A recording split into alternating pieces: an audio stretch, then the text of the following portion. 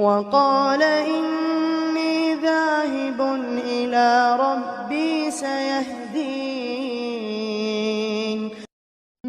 آج کے اس ایپیسوڈ میں آپ کو بتانا چاہوں گا ایک واقعہ جو کہ نبی کریم صلی اللہ علیہ وسلم کے دور میں پیش آیا۔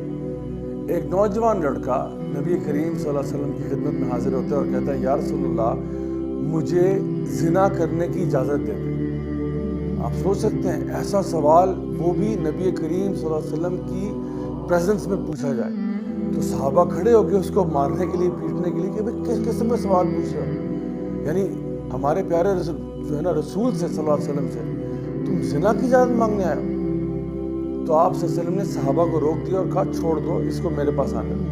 اس لڑکے کو اپنے قریب بلایا، بالکل اپنے پاس بٹھا لیا اور اس سے کچھ لاجیکل سوال پوچھے۔ انہوں نے کہا دیکھو اگر تمہیں اجازت دوں گا تو پھر دوسروں کو بھی تو اجازت دینی پڑے گی نا، صرف تمہارے لیے کوئی اسپیشل تو نہیں پرمیشن ہوگی کہ صرف تمہیں اجازت دے دی جائے، سب کو دینی پڑے گی۔ تو اگر میں تمہارے ساتھ ساتھ تمہاری ماں کو بھی اجازت دے دوں یہ کام کرنے کی تو تمہیں کیا پسند آئے گا؟ اس شخص نے جواب دیا، اس نے کہا یا رسول اللہ میرے ماں باپ آپ پہ قربان ہو، خدا کی قسم مجھے بالکل پسند نہیں آئے گا۔ آپ نے فرمایا چلو اگر تمہاری بہن کو بھی اجازت دے دوں پھر کیسا رہے گا؟ اس نے کہا یا رسول اللہ میرے ماں باپ آپ پہ قربان جائیں، خدا کی قسم مجھے بالکل پسند نہیں آئے گا۔ پھر آپ نے کہا اگر یہ اجازت تمہاری پھپھو کو دے دوں، تمہاری خالہ کو دے دوں، اور آپ نے گھر کی دیگر عورتوں کے نام لے کے بتایا کہ اگر ان کو بھی دے دوں تو کیا تمہیں فیل ہوگا؟ تو اس نے کہا مجھے بالکل پسند نہیں آئے گا۔ تو آپ نے فرمایا کہ جو اپنے لیے اور اپنے گھر والوں کے لیے یعنی جو چیز تم پسند نہیں کرتے وہ دوسروں کی بیٹیوں کے لیے کیسے پسند کر رہے ہو؟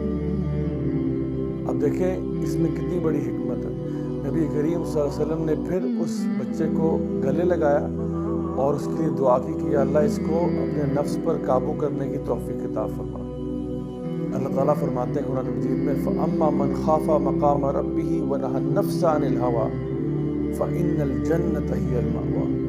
جو شخص بھی اللہ کے سامنے کھڑے ہونے سے ڈرتا رہا اور جس نے اپنے نفس پر قابو کر لیا تو جنت اسی کے لیے۔ صرف دو باتیں ہیں جن کا ذکر کیا گیا، یعنی ویسے تو قرآن مجید میں کہا گیا کہ یہ اعمال ایسے ہیں یعنی نماز اور روزہ اور صدقہ اور زکوٰۃ اور بڑے بہت کا اعمال ایسے ہیں جو کہ جنت میں لے جانے والے ہیں، لیکن اس آیت میں اللہ تعالیٰ نے صرف دو کا ذکر کیا۔ فَأَمَّا مَنْ خَافَ مَقَامَ رَبِّهِ، جو اللہ کے سامنے کھڑے ہونے سے ڈرتا رہا، اپنی اکاؤنٹیبلٹی سے ڈرتا رہا، وَنَهَى النَّفْسَ عَنِ الْهَوَىٰ، اور اپنے نفس کو اس نے قابو کیا۔ اس کا نفس اس کو قابو نہیں کرتا تھا، وہ اپنے نفس کو قابو کرتا تھا۔ تو my dear brothers and sisters, pornography addiction سے بچنے کے لیے ایک بہت بڑا کیور جو ہے وہ یہ ہے کہ اپنے نفس کے اوپر آپ قابو کریں، آپ کا نفس آپ کو قابو نہ کرے۔ دیکھیں یہ جو نفس ہے نا آپ کا، یہ ایک جنگلی گھوڑے کی طرح ہے۔ کبھی آپ نے دیکھا ہو وہ جو ویسٹرن فلموں میں ایک زمانے میں وہ دکھایا کرتے تھے وہ کاؤبوائز ان انڈینز میں نا، کہ جو رائڈر ہے نا کاؤبوائے وہ آ کے گھوڑے پہ بیٹھتا ہے، اب گھوڑا بالکل مسٹینگ ہے، جنگلی ہے، اور وہ جب اس کے اوپر بیٹھتا ہے پہلی دفعہ تو گھوڑا کیا کرتا ہے؟ گھوڑا ایک دم سے قابو میں نہیں آتا، گھوڑا کیا کرتا ہے؟ چھلانگیں مارتا ہے۔ تو اگر تو وہ رائڈر جو ہے وہ گیو اپ کر دے تو وہ زمین پہ گرے گا اور گھوڑا جو ہے وہ کبھی اس کے قابو میں نہیں آئے گا، لیکن اگر رائڈر تھوڑی سی ہمت کر کے اس پہ بیٹھا رہے تو کچھ ہی دیر کے بعد وہ گھوڑا جو ہے وہ ٹیم ہو جائے گا، اور اب جب رائڈر اس کو کہے گا کہ جی لیفٹ جاؤ وہ لیفٹ جائے گا، کہے گا رائٹ جاؤ وہ رائٹ جائے گا، وہ کہے گا بھاگو وہ بھاگے گا، کہے گا جمپ کرو وہ جمپ کرے گا۔ تو اتنا خوبصورت بیسٹ جو ہے وہ اب اس سے کنٹرول میں آ جائے گا۔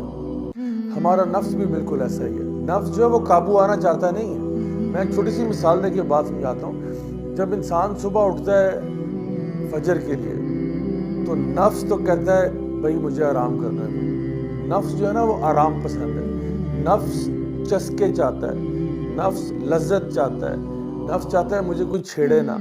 تو آپ جب صبح اٹھتے ہو نا فجر کے لیے تو نفس کہتے نہیں سوتے رہو، لیکن آپ نے اس پہ قابو کیا، آپ نے کہا نہیں میں اٹھوں گا، آپ فوراً سے بستر سے باہر نکلے، واش روم کی طرف گئے، منہ پہ پانی پھینکا، تو آج نفس آپ کے قابو میں آ گیا۔ کل بھی یہی کریں، پرسوں بھی یہی کریں، ترسوں بھی یہی کریں، تو ایونچولی کیا ہوگا کہ آپ اپنے نفس کو کنٹرول کر لیں گے اور صبح کی نماز پڑھنا آپ کی عادت بن جائے گی۔ بالکل اسی طریقے سے پورنوگرافک ایڈکشن میں بھی آپ اگر اپنے نفس کو 1 دفعہ روکیں، 2 دفعہ روکیں، 3 دفعہ روکیں، پھر نفس بھی کہتا ہے بھائی خدا کا واسطہ ہے میری جان چھوڑو، اور پھر وہ آپ کے تابع ہو جاتا ہے۔ اور یاد رکھیں کہ اگر آپ سے کوئی بھی غلطی کوتاہی ہو جائے، شیطان کے ایک اور ٹریپ میں سے بہت بڑا ٹریپ یہ ہے کہ وہ آپ کو اللہ کے بارے میں نا مایوس کر دیتا ہے۔ وہ کہتا ہے تم اتنے بڑے گناہ گار ہو چکے ہو، اللہ تمہیں کبھی معاف نہیں کرے گا، یعنی ہمارے اوپر مایوسی طاری کر دیتے ہیں۔ حالانکہ اللہ تعالیٰ قرآن میں بالکل کچھ اور فرما رہے ہیں۔ اللہ تعالیٰ فرماتے ہیں کہ قُلْ يَا عِبَادِيَ الَّذِينَ أَسْرَفُوا عَلَىٰ أَنفُسِهِمْ لَا تَقْنَطُوا مِن رَحْمَتِ اللَّهِ إِنَّ اللَّهَ يَغْفِرُ الذُّنُوبَ جَمِيعًا، کہ اے میرے بندو جنہوں نے اپنی ذات پر نفس کیا، کبھی بھی اللہ تعالیٰ کی مغفرت سے مایوس نہیں ہونا۔ کیوں؟ کیونکہ اللہ تعالیٰ تو تمام گناہوں کو معاف کر سکتا ہے۔ تو my dear brothers and sisters، اگر آپ نے 100 دفعہ گناہ کیا نا تو 101 مرتبہ توبہ بھی کر۔ اللہ تعالیٰ فرماتے ہیں کہ ان اللہ یحب التوابین ویحب المتطہرین، یقیناً اللہ محبت کرتا ہے اس گناہ گار سے جو توبہ کر لے۔ اللہ سبحانہ تعالیٰ نے جہنم کو پیدا کیا اور اللہ تعالیٰ نے جنت کو پیدا کیا۔ جہنم کو پیدا کیا گناہ گاروں کے لیے اور جنت کو بھی پیدا کیا گناہ گاروں کے لیے۔ جہنم کو ان گناہ گاروں کے لیے جو توبہ نہیں کرتے، اور جنت کو ان گناہ گاروں کے لیے جو توبہ کر لیتے ہیں۔ کیونکہ نبی کریم صلی اللہ علیہ وسلم کی حدیث سے آپ نے فرمایا کہ ہر ابن آدم خطا کار ہے، لیکن ان میں سے بہترین وہ ہیں جو توبہ کر لیتے ہیں۔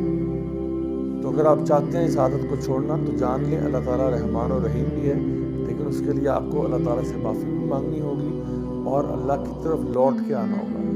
1 دفعہ لوٹ کے آئیں، 2 دفعہ لوٹ کے آئیں، 3 دفعہ، 50,000 دفعہ لوٹ کے آئیں اللہ کی طرف، لیکن لوٹ کے ضرور آئیں۔ امام حسن البصری رحمہ اللہ کے پاس کچھ ان کے اسٹوڈنٹس آئے، انہوں نے کہا شیخ ہم سے غلطی ہوتی ہے اور پھر ہم لوگ توبہ کرتے ہیں، پھر غلطی ہوتی ہے، پھر توبہ کرتے ہیں، پھر غلطی ہوتی ہے، پھر توبہ کرتے ہیں، حتیٰ کہ ہمیں شرم آتی ہے کہ اب ہم کیسے اللہ تعالیٰ کے پاس نماز کے لیے جائیں، کیونکہ ہمیں اپنے اندر ایک منافقت نظر آتی ہے کہ ہم گناہ بھی کر رہے ہیں اور نماز بھی پڑھ رہے ہیں۔ تو اب آپ سوچ یہ رہے ہیں کہ ہم لوگ نماز چھوڑ دیں کچھ عرصے کے لیے اور پہلے اپنے گناہوں کو چھوڑنے پہ کام کریں، پھر بعد میں جب وہ گناہ چھوٹ جائیں گے پھر نماز پڑھیں۔ تو امام حسن البصری رحمہ اللہ نے فرمایا کہ یہی تو ہے جو شیطان چاہتا ہے تمہارے سے، کہ تم ابھی تو گناہ کر رہے ہو نا، تو یہ نیکی بھی چھوڑ دو اور اپنے اوپر مایوس ہو جاؤ اور اللہ تعالیٰ کے بتائے ہوئے فرائض کو چھوڑ دو۔ شیطان یہی تم سے کروانا چاہتا ہے۔ تو my dear brothers and sisters، کبھی بھی اللہ تعالیٰ کی مغفرت سے مایوس نہیں ہونا۔ جب بھی غلطی ہو، کوتاہی ہو، واپس اللہ کی طرف لوٹ کے آئیں، کیونکہ یہ جو گناہوں کے اندر رہ کے نا انسان کبھی کبھار ایسا لگتا ہے اس کو گناہ نہیں لگتے۔ جب انسان کسی پبلک واش روم میں جائے نا تو آپ کو ایک دم سے بدبو آتی ہے، آپ اپنا ناک بند کر لیتے ہیں، لیکن آپ 15-20 منٹ وہاں کھڑے رہے نا تو کچھ دیر کے بعد آپ کو لگتا ہے نہیں بالکل آب و ہوا ہے تو بالکل نارمل ہے، کوئی مسئلہ نہیں۔ کیوں؟ کیونکہ آپ کی باڈی امیون ہو جاتی ہے اس بری اسمیل سے۔ بالکل اسی طرح سے ہم لوگ گناہوں سے بھی امیون ہو جاتے ہیں۔ گناہ کر کر کے نا ہمیں کچھ عرصہ کے بعد گناہ نہیں لگتا۔ تو کہنے کا مطلب یہ ہے کہ انسان جب بھی کسی گناہ میں پڑ جائے واپس اللہ کی طرف لوٹ کے اور اپنا ڈائگنوسس خود کرے کہ بھئی میں ایک مسئلے کا شکار ہوں، تو انشاءاللہ اللہ بہت معاف کرنے والا ہے اگر آپ توبہ کرنے والے ہیں۔